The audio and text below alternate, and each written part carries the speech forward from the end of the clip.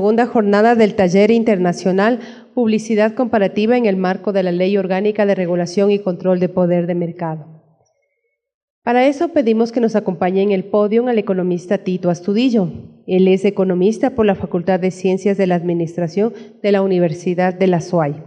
Se ha desempeñado como director municipal de Educación y Cultura en la Municipalidad de Cuenca, coordinador técnico en el Consejo de Participación Ciudadana y Control Social, coordinador general de planificación del Instituto del Niño y la Familia.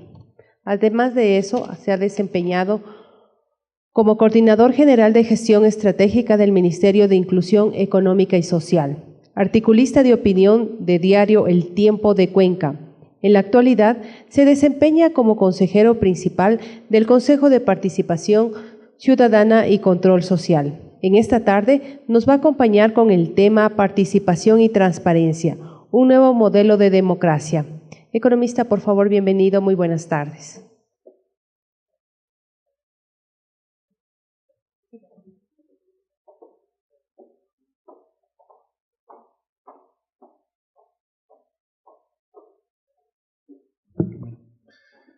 Buenas tardes con todas y todos. Un agradecimiento a la Superintendencia de Control de Poder del Mercado por la invitación para poder estar acá y compartir con ustedes algunas ideas en este tema de la participación, la transparencia en el marco de la construcción de un nuevo modelo de democracia.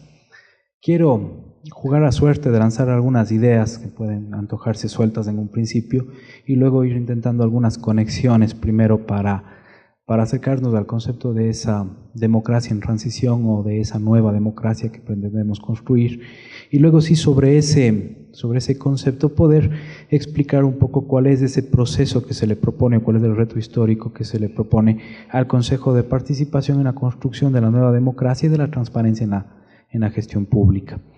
Finalmente ya hablar un poco sobre el Consejo, su rol, sus funciones, sus competencias y cómo éstas deben entenderse y asumirse desde la sociedad civil. Para empezar, quiero proponerles una reflexión inicial alrededor de las ideas de Montesquieu. Montesquieu, el padre del constitucionalismo republicano, hablaba de que los estados deben construirse en función a dos pilares fundamentales. En el uno, Montesquieu habla con claridad de la división jurídica del poder, en el otro asienta la idea de la construcción y distribución social del poder. Los estados constitucionales se forman básicamente sobre el primero de los dos pilares. Todos trabajamos en la división jurídica del poder y establecemos estados en función de tres poderes: legislativo, ejecutivo y judicial.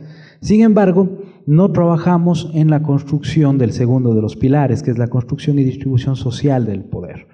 A suerte que, lo que advertía Montesquieu, cuando trabajamos solamente el primer pilar, estamos provocando una suerte de sucesión hegemónica de grupos en ejercicio del poder público. Era, por tanto, preciso, y decía Montesquieu, construir el segundo pilar, el pilar de la construcción y distribución social del poder hacia todos los estratos que conforman la sociedad o el colectivo.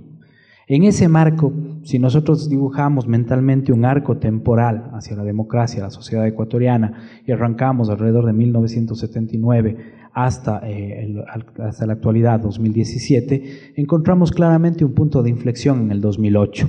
¿A qué me refiero? Nosotros construimos un Estado en función de la división jurídica del poder, pero descuidamos el secundarista, descuidamos la construcción y distribución social del poder.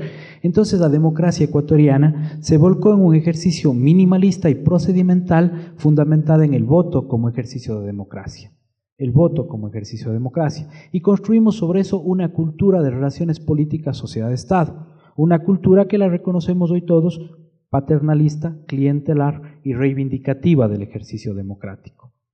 A partir del 2008, a partir de la Constitución de Montecristi, nos propone la Constitución una transformación del sistema democrático que rebase ese parámetro minimalista del voto como expresión y que constituya la suerte de una nueva democracia participativa, donde tengamos nuevos espacios, mecanismos y modos de acción frente a la gestión pública. A partir del 2008 se propone entonces una democracia diferente, una democracia dinámica que combina los dos escenarios, el de la representación a partir del voto electoral, pero también el de la participación y la Contraloría, el control social.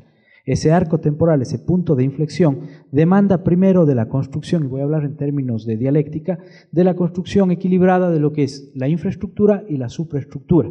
Cuando hablamos de la infraestructura, todos enseguida asociamos la construcción de la plataforma normativa, de la batería institucional. Entonces se construye desde la Constitución y todas sus leyes conexas, la Ley Orgánica del Consejo, la Ley de Participación, el COTAD, la Ley Orgánica de Planificación y Finanzas Públicas, etcétera, etcétera.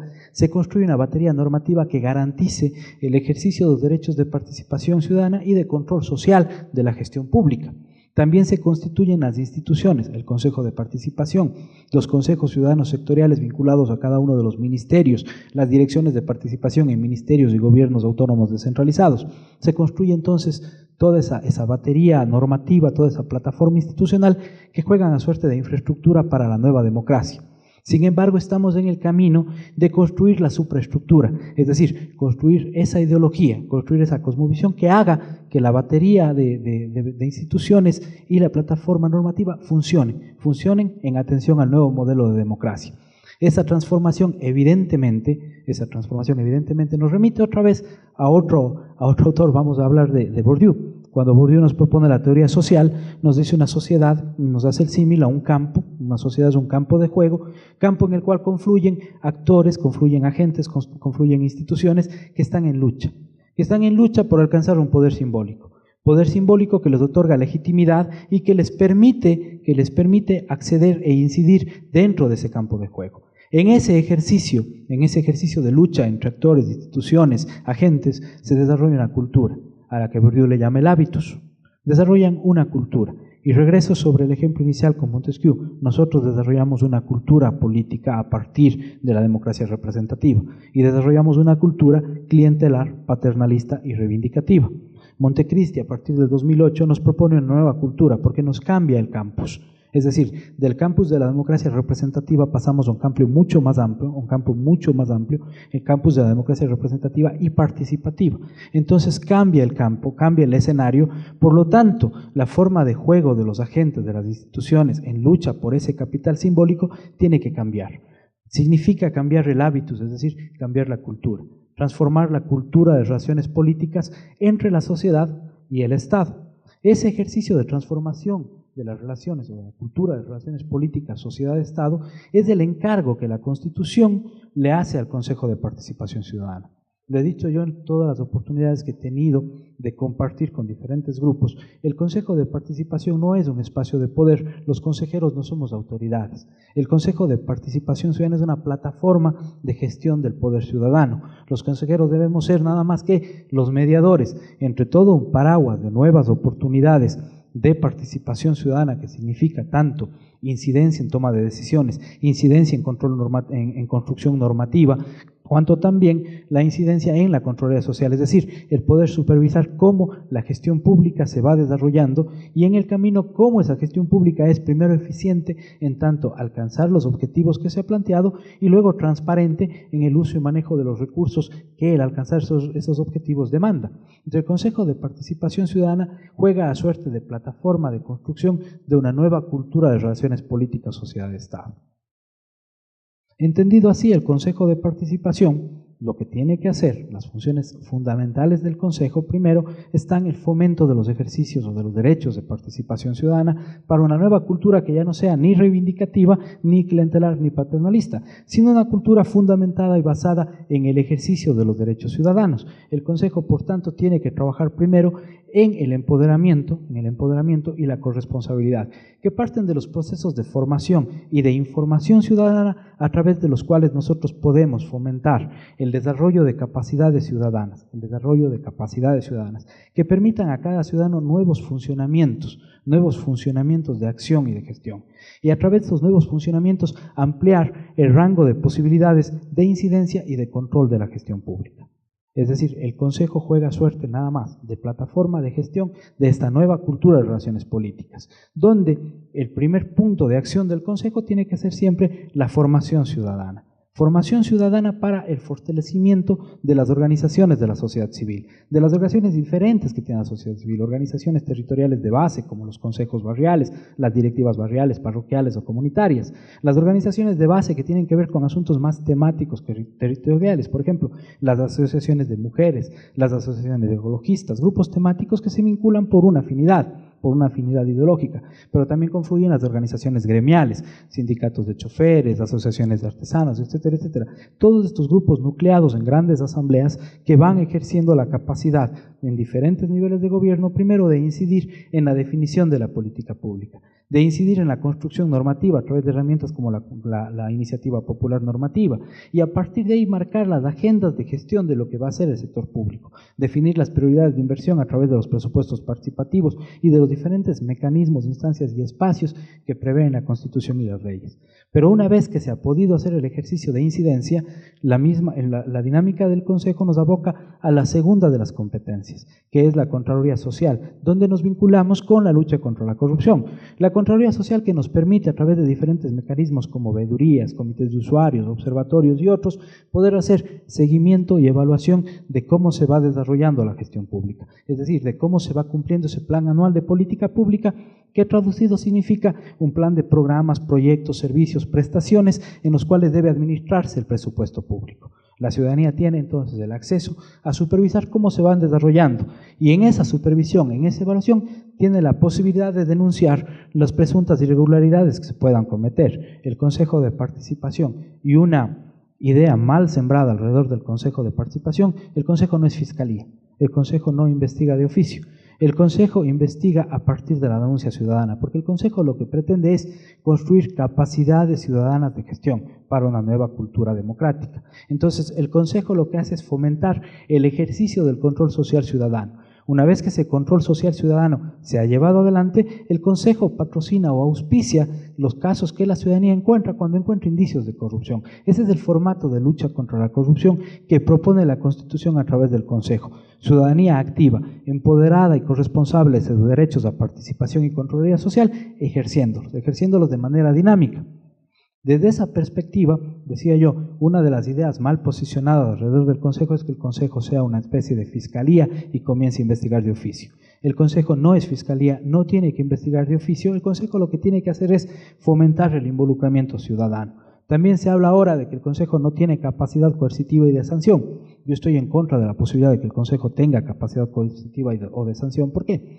Porque el Consejo no es juez, el Consejo no es administrador de justicia, el Consejo es plataforma de desarrollo del poder ciudadano que tiene que, una vez que identificado casos, remitirse a las instancias correspondientes para que se tomen las acciones legales pertinentes. Entonces el Consejo tiene sus procesos: el primero, formación ciudadana; el segundo, fortalecimiento de la organización. ¿Para qué? Para que a través de esa organización la ciudadanía pueda acceder a las diferentes instancias y mecanismos que nos permitan incidir en procesos de construcción normativa, en procesos de toma de decisiones, en procesos de definiciones de gasto, es decir, en los procesos de planificación de la gestión de las diferentes instituciones del Estado en los diferentes niveles y funciones de gobierno. Pero una vez que hemos tomado esas decisiones, también tenemos la posibilidad de evaluarlas de manera periódica, de manera constante, para poder ir tomando los correctivos que sean necesarios o denunciando los temas o los casos de corrupción que podamos ir identificando en el camino. Finalmente, el Consejo también fomenta el ejercicio de la rendición de cuentas, que es un concepto importantísimo que no lo estamos viendo y asumiendo socialmente como deberíamos.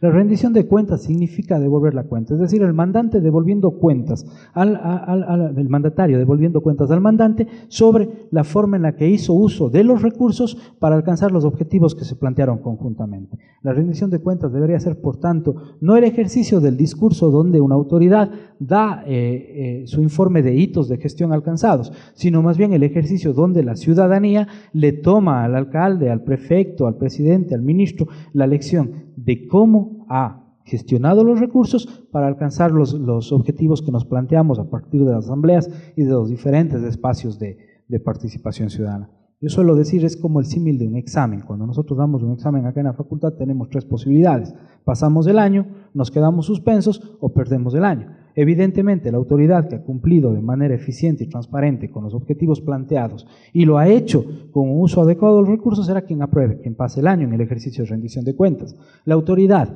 que esté atrasada en la consecución de los objetivos planteados en el ciclo de la política pública, pero que nos haya dado indicios de un manejo responsable y adecuado de los recursos, sin embargo tiene atrasos, es quien se queda suspenso, porque es a quien la Asamblea Ciudadana tendrá que darle un nuevo periodo para que se igualen todo lo que nos lleva a cuenta.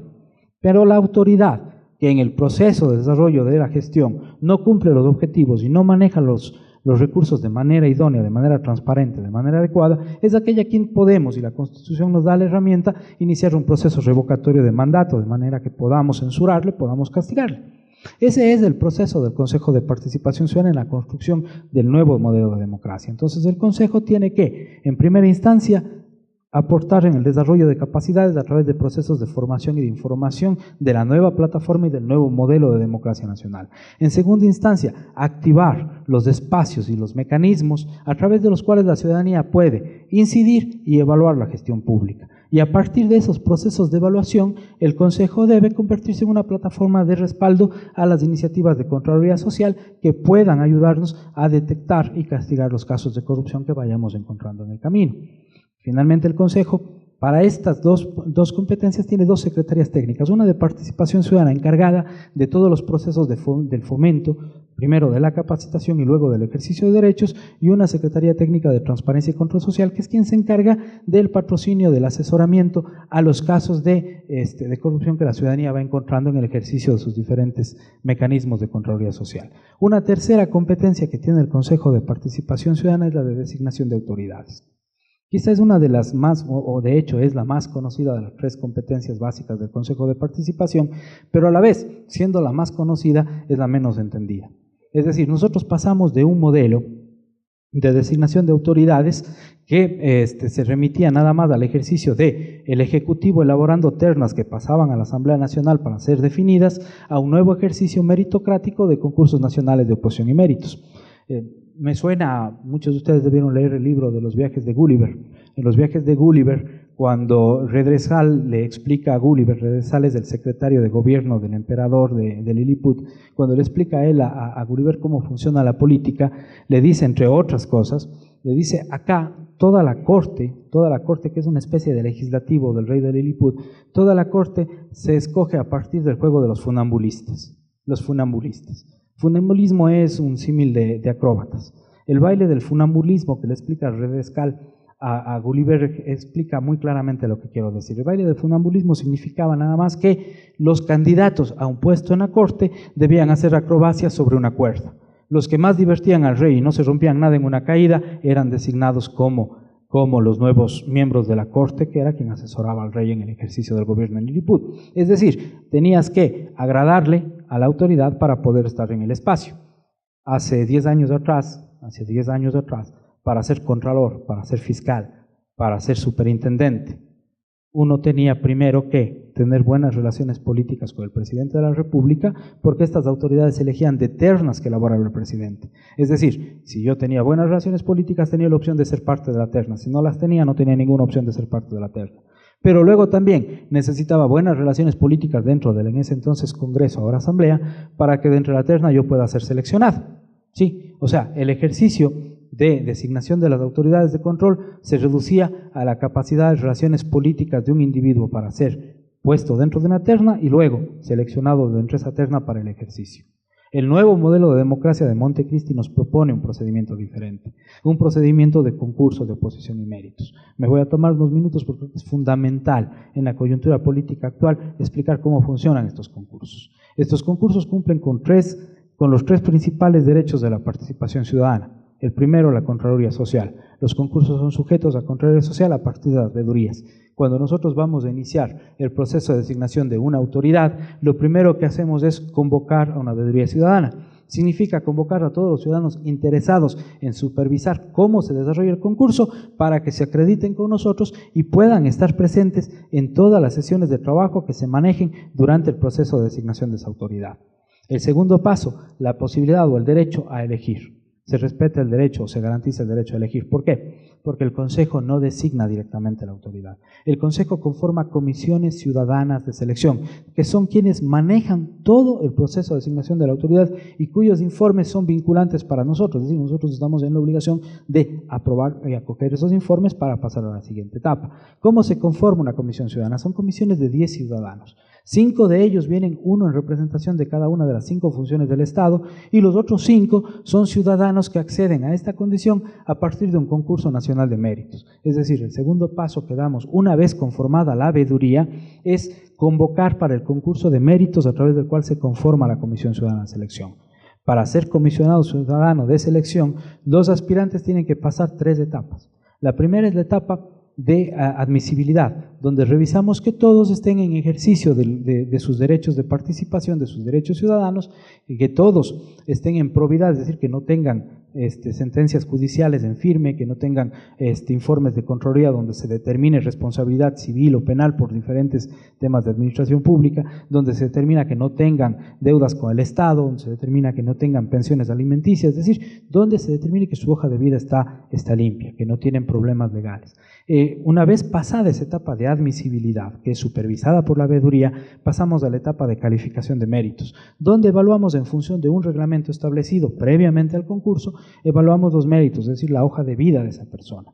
Una vez que hemos terminado esa calificación de méritos, elaboramos 2 listados, un listado con las 15 mejor puntuadas mujeres y un listado con los 15 mejor puntuados varones. Esos 30 nombres pasan a una etapa de impugnación ciudadana, es decir, a través de la prensa y de las redes, de la página web del Consejo, publicamos todos los nombres con hoja de vida de todos los candidatos a Comisión Ciudadana, de manera que todos los ecuatorianos podemos acceder a saber quiénes son los candidatos y podamos, en caso de conocer algún impedimento legal para que ese ciudadano sea comisionado, podamos impugnar ese nombre. En caso de existir impugnaciones, se ventilan las impugnaciones en audiencias donde impugnante e impugnado sustentan su causa y se resuelve. Así se conforma la Comisión Ciudadana de Selección.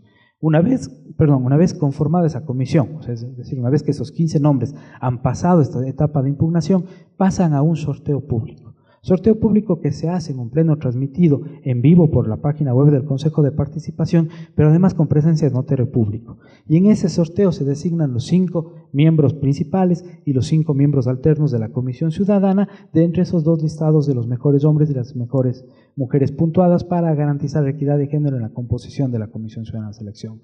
En adelante son ellos quienes manejan el proceso de designación de la autoridad, que parte de la convocatoria primero a todos los ciudadanos interesados en postular su nombre para acceder a ese espacio, sea contralor, sea fiscal, sea consejero del Consejo Nacional Electoral, sea juez del Tribunal Contencioso Electoral, etcétera.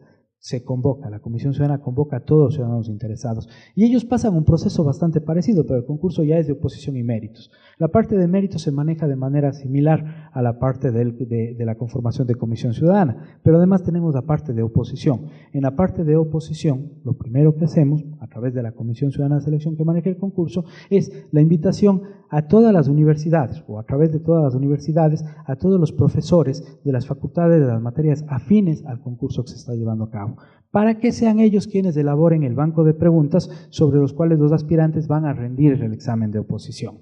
Estos profesores se concentran en un espacio determinado, en un plazo dado, hacen un trabajo de elaborar un banco de preguntas. Evidentemente el banco es mucho mayor al banco final, ¿no?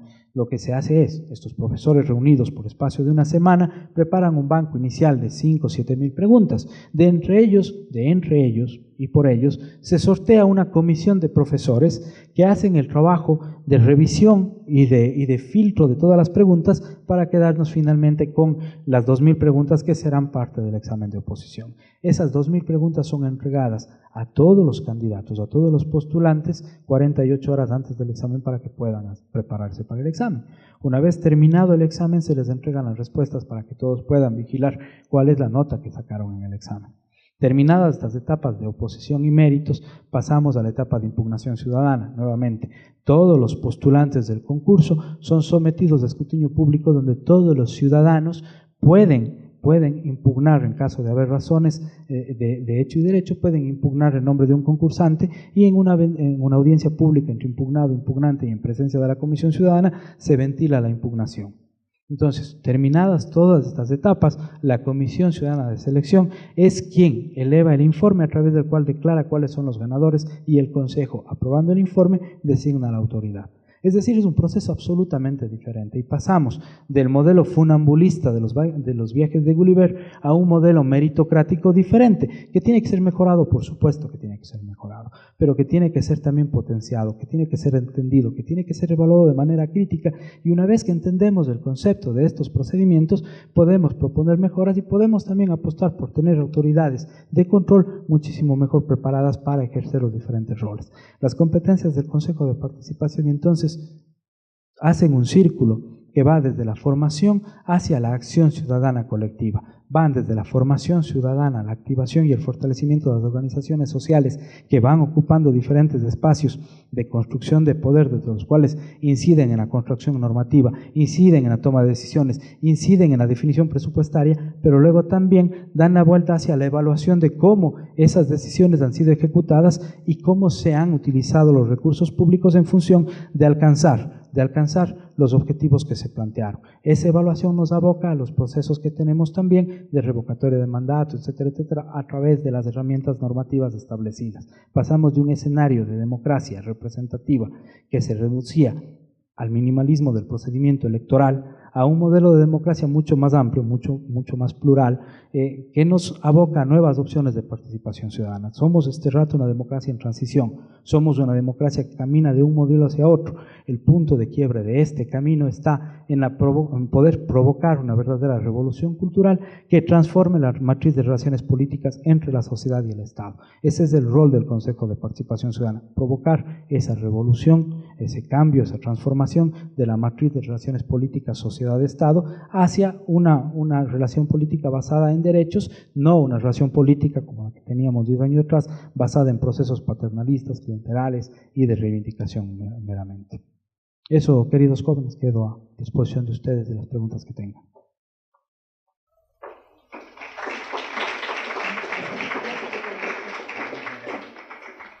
Como saben, vamos a proceder con el foro de preguntas y respuestas, así que por favor, si alguien tiene alguna, nos ayuda levantando la mano para que mi compañera les alcance el micrófono. Cari, acá.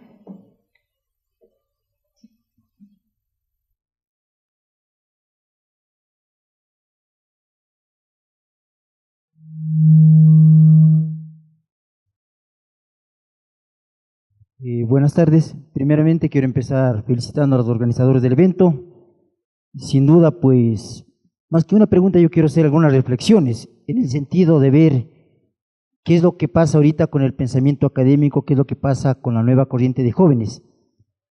Cuando usted hace su exposición, a mí me da la impresión, con todo respeto del auditorio, como que no estoy en el Ecuador, como que estoy viviendo en un país que no es este. ¿A dónde está orientada mi reflexión? Yo pienso que hay que marcar dos hitos importantes. Sin duda comparto con lo que usted, la transición democrática después de una etapa de dictadura, la década de los 70, 79 concretamente, ¿sí? Y quiero arrancar con el 2008. El 2008 para los ecuatorianos fue un centro de atracción, el modelo neoconstitucionalista garantista de derechos.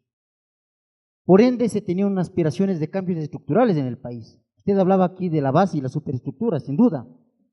Pero esto ha significado desde la parte teórica, sociológica, una especie de involución en el pensamiento, en la formación política y en la situación doctrinaria. Yo pienso que si es que se hace un sondeo de aceptación del Consejo de Participación Ciudadana, en buenos términos me atrevo a decir, significa una deslegitimación actuado bajo su pretexto de un modelo garantista de derechos y de justicia social. Si comparamos las dos décadas, del 79 y del 2008 hasta la presente fecha, creo que los ecuatorianos somos testigos del quehacer nacional. Hay una desmovilización, no solamente de las organizaciones, hay una desmovilización ideológica, política y doctrinaria. Entonces yo no encuentro dónde es lo que está el aporte del Consejo de Participación Ciudadana para esa transición democrática y para su empoderamiento. Y por último, para concluir, yo pienso que el proceso de elección de las máximas autoridades aquí en el país, eso deja muchas observaciones. Entonces, hay algunos reparos que hay que hacer. No sé si esa transición democrática esté orientada en buenos términos a consolidar un nuevo pensamiento en la juventud. Yo pienso que hay que preguntarnos a los jóvenes, ¿cuál es el proceso de formación que se está dando ahorita, inclusive desde el Consejo de Participación Ciudadana? Absolutamente no existe. Y yo me atrevo a decir que cada vez somos más apolíticos y sin ninguna base ideológica ni doctrinaria. Muchas gracias.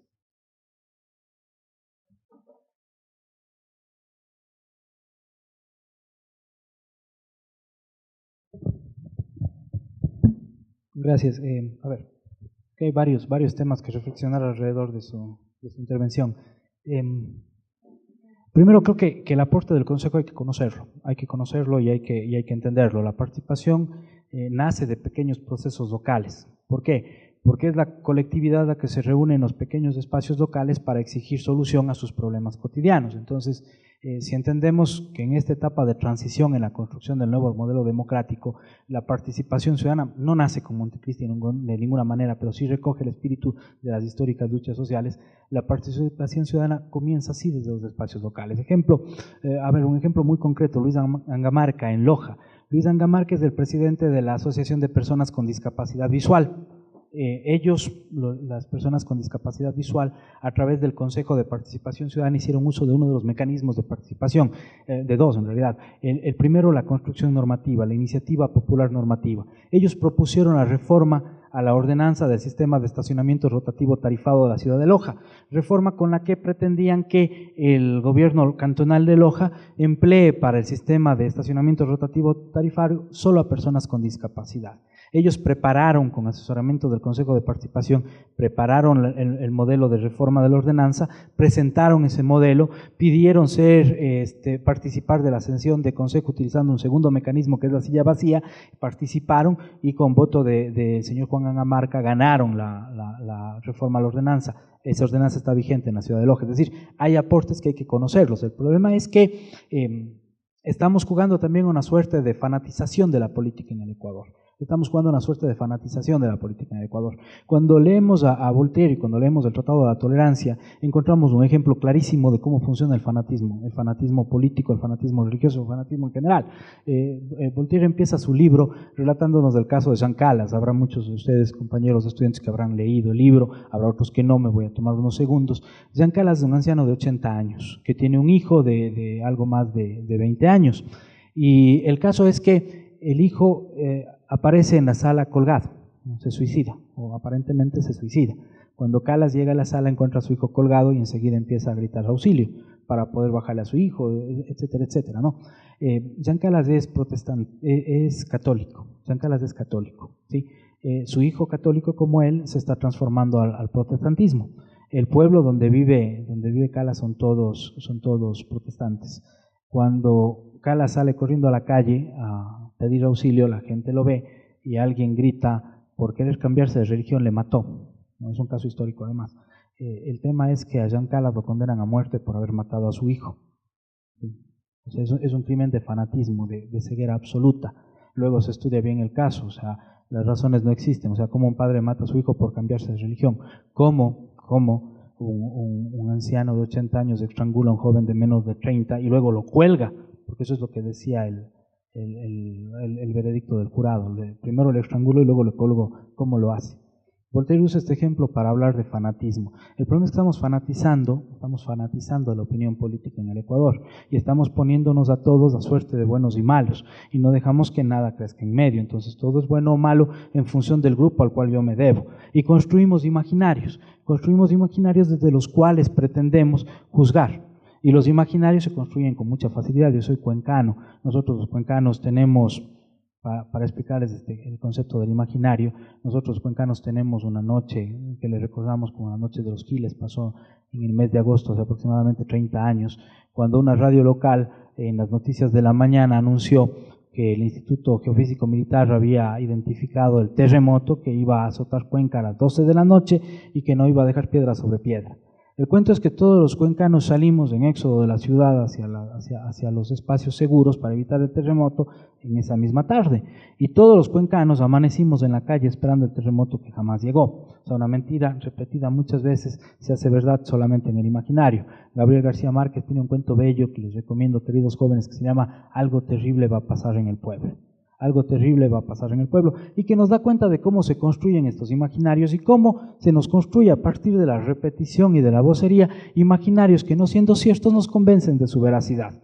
Algo terrible va a pasar en el pueblo es un cuento donde la matrona, la vieja sabia del pueblo, le dice a su hijo por la mañana que está muy preocupada porque tiene un presentimiento de que algo terrible va a pasar en el pueblo al final del día.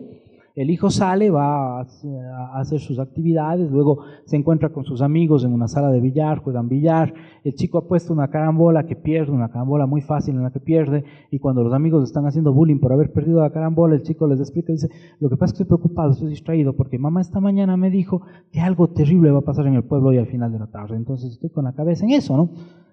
Se separan los amigos, cada uno vuelve a su casa, el chico que gana la carambola llega a su casa y le dice a su mamá, gané una carambola facilísima porque este man dijo que algo terrible va a pasar en el pueblo que la mamá le contó. Y comienza la guerra o comienza a regarse el rumor. La mamá de este muchacho sale a la carnicería, le pide al carnicero una libra de carne como todos los días, y cuando el carnicero le está despachando la libra de carne, la señora dice, no, mejor deme 2, porque me dijeron que algo terrible va a pasar en el pueblo hoy en la tarde y mejor me aprovisiono. El carnicero comienza a regar el rumor. A toda la gente que llega a comprar una libra de carne, 2 libras de carne, les dice, oiga, lleve un poquito más, porque todos se están aprovisionando porque dicen que algo terrible va a pasar en el pueblo hoy. Al final del día, mediodía, se encuentra la gente en la plaza central y todos comentan que algo terrible va a pasar en el pueblo hoy. Por tanto, una persona decide, si algo terrible va a pasar en el pueblo, yo no me quedo. Carga todas sus cosas en su carreta, agarra a su familia y sale. Acto seguido, todos los demás dicen, no, yo tampoco me quedo, me voy a poner a resguardo, y empieza un éxodo y todo el mundo empieza a salir del pueblo porque algo terrible va a pasar en el pueblo hoy. La señora que empezó el rumor en la mañana está sentada al final de la tarde en la banca de su jardín viendo hacia la calle principal y al ver el éxodo de gente abandonando el pueblo dice, yo sí dije que algo terrible iba a pasar en el pueblo hoy.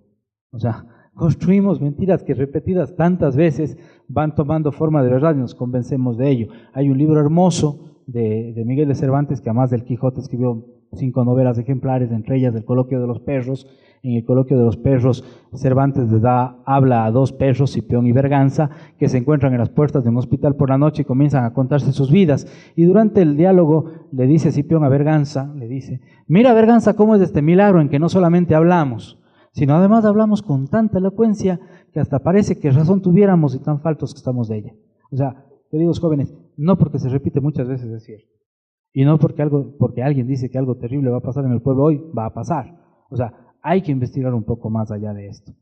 El Consejo de Participación designa autoridades, una resultó corrupta. Sí, una resultó corrupta. Y hay que evaluar y saber por qué. Sí, una resultó corrupta. De todas las que hemos designado. Sí. Pero sobre una resultó corrupta, nos inventan un cuento de que todas las autoridades del Consejo son corruptas. Falso. De que todas las autoridades del Consejo son de Movimiento País. Falso. Les doy 2 ejemplos simples. María Cristina Confle, ex asambleísta del Partido Madera de Guerrero, Partido Social Cristiano. Ella ganó un concurso organizado por el Consejo de Participación Ciudadana para ser consejera del Consejo Nacional de Igualdad en Discapacidades. ¿Sí? Luis Pachala, hijo del asambleísta de Creo, Luis Pachala, el hijo, ganó un concurso organizado por el Consejo de Participación Ciudadana para ser consejero del Consejo Nacional de Igualdad Intergeneracional. 2 ejemplos. 2 ejemplos. 2 personas que no son de Movimiento País, que son de la oposición de Movimiento País, que ganaron concursos organizados por el Consejo de Participación Ciudadana. Queridos jóvenes, no porque se repite muchas veces es verdad. No es cierto que algo terrible va a pasar en el pueblo hoy. Algo terrible va a pasar en el pueblo si dejamos que pase.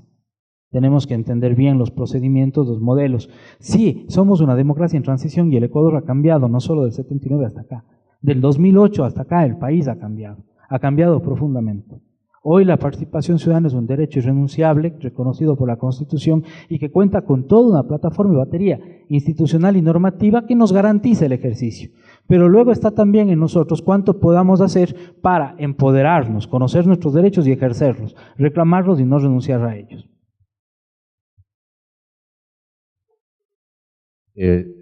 También quisiera unirme a la felicitación por el evento a los organizadores.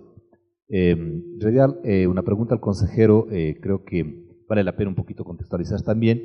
Me parece efectivamente que el conocimiento que tiene la ciudadanía, los jóvenes, sobre el Consejo de Participación es realmente muy pequeño, y creo que aquí el rol de los medios de comunicación efectivamente ha sido justamente ese, ¿no? El de no mostrar lo que es esta nueva democracia, esta nueva posibilidad, pero ahora más bien en esta coyuntura, creando ese imaginario, seguramente preparando el imaginario. El Consejo de Participación se lo conoce mucho más, seguramente.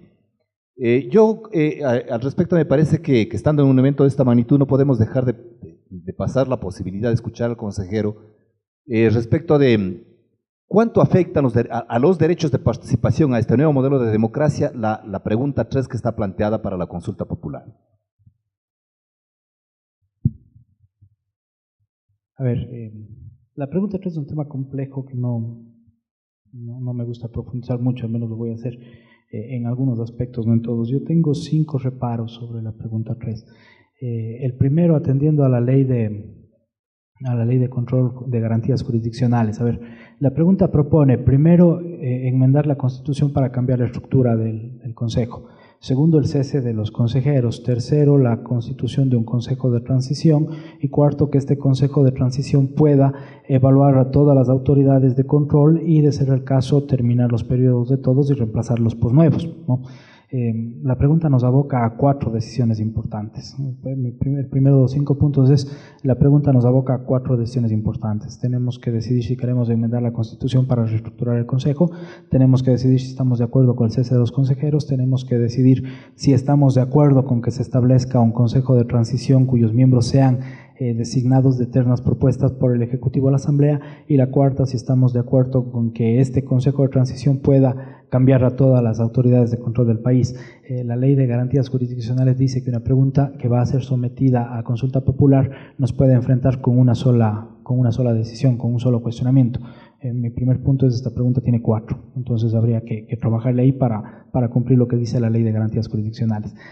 Un segundo punto es el hecho de que la Constitución, entre los artículos 207 y 210, habla sobre el Consejo de Participación, habla de la creación del Consejo, de la composición del Consejo, de las competencias y atribuciones del Consejo, y habla de la designación de autoridades a través del Consejo. La Constitución no habla de la estructura del Consejo, entonces la estructura del Consejo está contenida en la Ley Orgánica del Consejo de Participación Ciudadana. Por tanto, no es necesario enmendar la Constitución para cambiar la estructura del Consejo. Lo que se necesita ahí es reformar una ley, y por concepto de economía procesal deberíamos tomar el camino que es menos oneroso y menos corto, es decir, que la Asamblea Nacional reforme la ley orgánica del Consejo y cambie la estructura, no hace falta una consulta. El tercero es el hecho de que se pretenda una suerte de consulta popular con sabor revocatorio, cesar las funciones de los consejeros, que no somos producto de la democracia de la representación, una cosa que yo he dicho desde que soy consejero. Los consejeros no representamos a nadie, los consejeros, nuestro trabajo es generar las condiciones y las capacidades de la población para que se represente a sí misma. Es decir, nosotros somos producto de un proceso meritocrático que no tiene que ser sometido a las urnas. La Constitución es clara, el cese de funciones o la destitución del consejero debe hacerse a través de juicio político en la Asamblea. La consulta popular no es el camino jurídico constitucional adecuado. Un tercer punto sobre el Consejo de Transición. Ese Consejo de Transición es regresivo en derechos porque vulnera los 3 derechos más importantes, o 3 de los principales derechos de la participación, es decir, no hay el derecho al control social.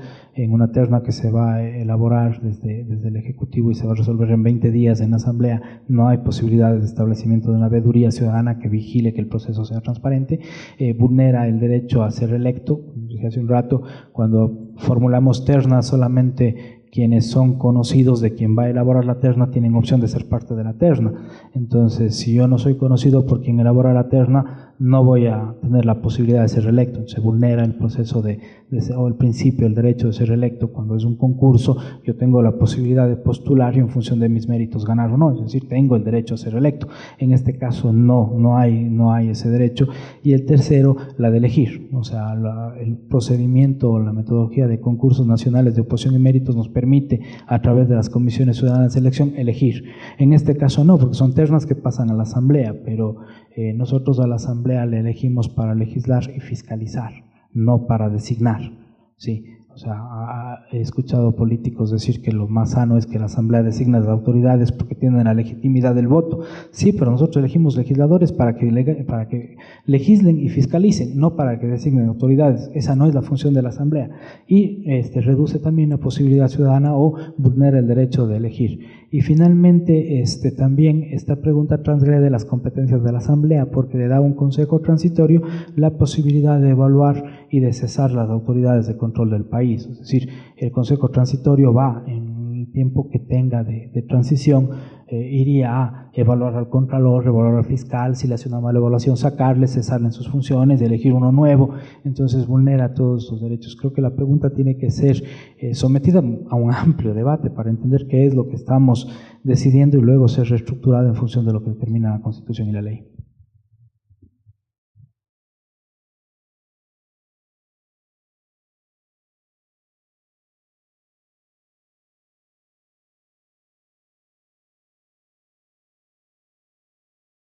Agradecemos al economista Tito Astudillo por su presentación.